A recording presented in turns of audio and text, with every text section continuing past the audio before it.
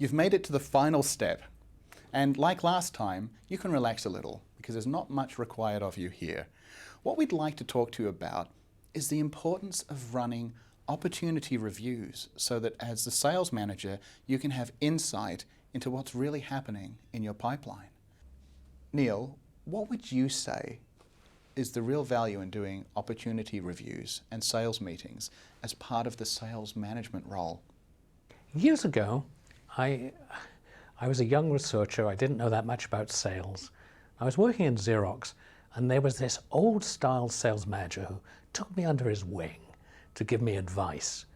And he said, the important thing in sales management is running sales meetings. In those days, we didn't know about opportunity reviews. There were a lot of sales meetings. He said, the reason you have sales meetings is to put the fear of God into your salespeople. And he used them as punishment. Well, of course, nowadays we can look back on that and say that was really very unenlightened. But what does a sales meeting or an opportunity review really do that's valuable in getting better sales performance? And the truth is this: people don't learn by listening or reading. They learn by taking an idea, discussing it, processing it, exploring it, explaining it.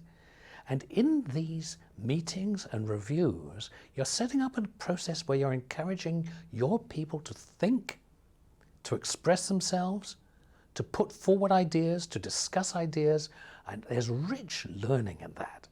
So in all these meetings, we learn from each other, not just because we've got important things to say and people have surprisingly good ideas, but we also learn because the process of those meetings, if they're really collegial and collaborative, get people exploring and talking about their job.